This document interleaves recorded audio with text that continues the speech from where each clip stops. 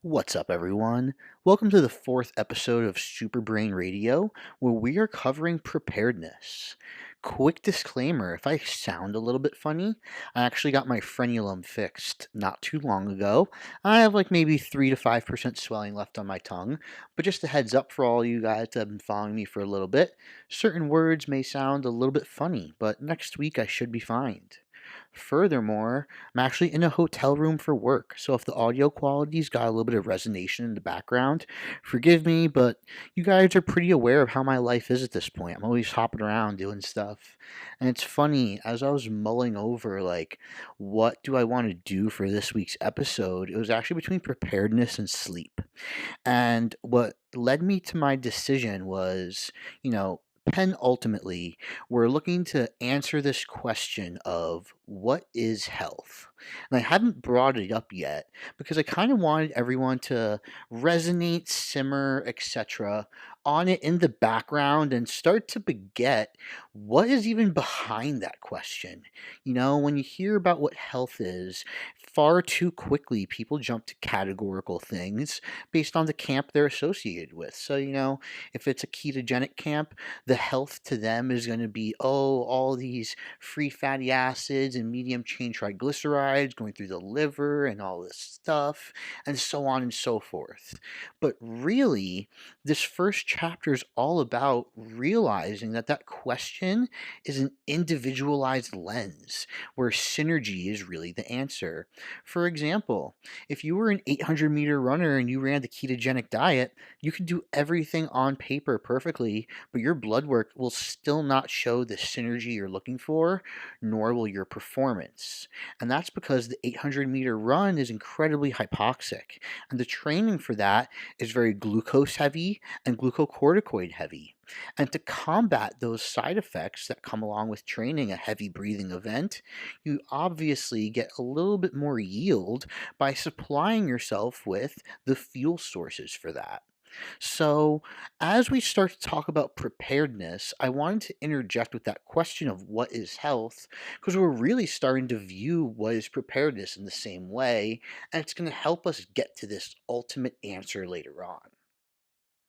So, when we break down preparedness, I hope everyone takes a moment to go ahead and say, well, preparedness of what? Or what type of preparedness?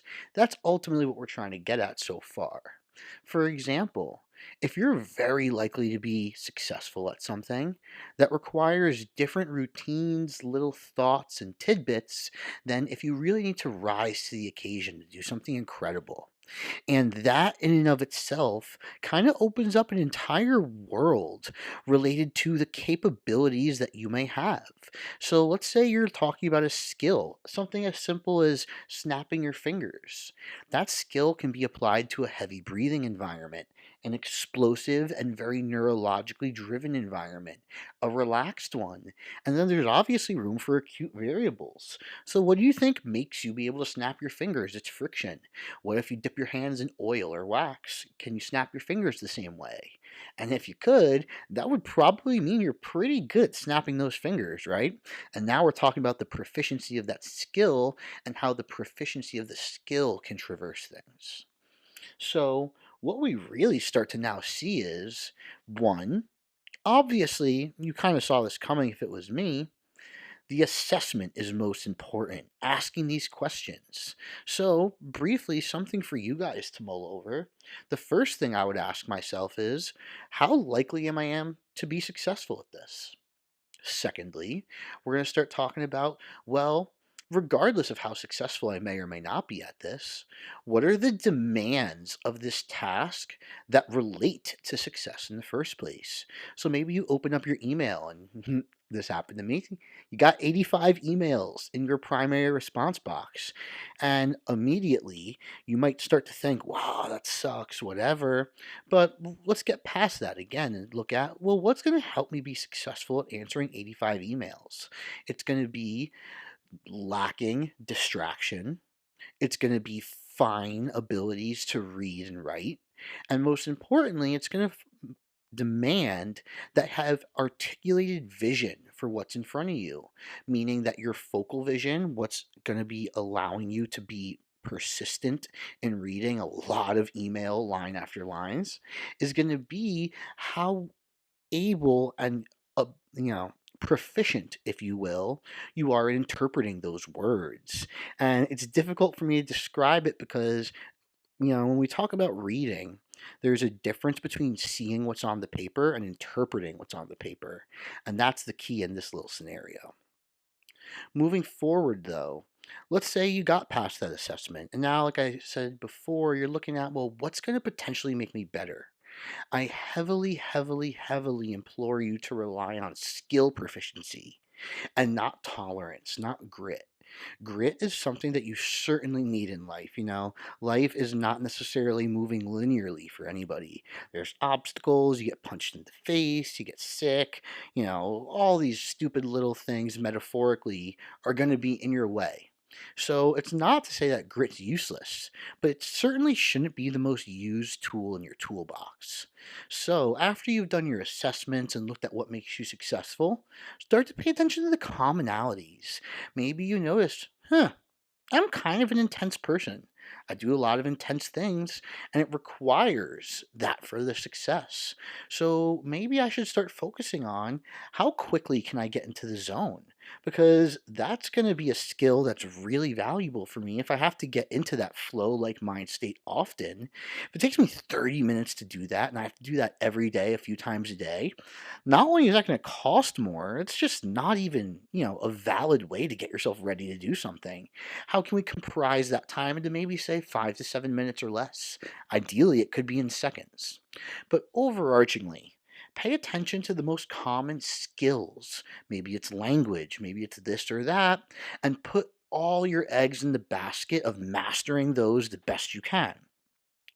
This is going to inherently increase your capacity to do something in an almost free like manner because your skill proficiency is ideally going to be so far beyond what's necessary on the task in front of you. You'll never have to succumb to it, and you can be as tired as you need to and still get it done. So if you're one of those people like me, you're intense, you got a lot of responsibilities, and that's just the nature of the beast, you should probably put all your cards that have to do with tolerance and grit when it comes to lacking some sleep or lacking social time and individuation time that you really crave. You'll get it, but that's where the tolerance needs to go. I shouldn't be using tolerance at all to get through my lengthy workday because that in and of itself is a waste. So, you guys know I'm a nerd. I couldn't make it through this whole thing without talking at least a little bit of real science. And I want to introduce you all to the concept of heart rate variability briefly as its means for preparedness.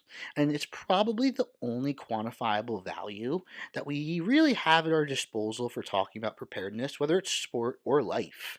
And uh, I'm o- I'm all right with it. I think the value is actually not incredibly useful to us because it's an algorithm that's putting it together, and there's about three really valid algorithms out there for determining your HRV.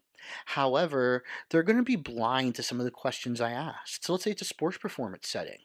That heart rate variability value doesn't really tell you if it's creatine phosphate, glycolysis and glucose, or fatty acids in your aerobic system that you're most primed for.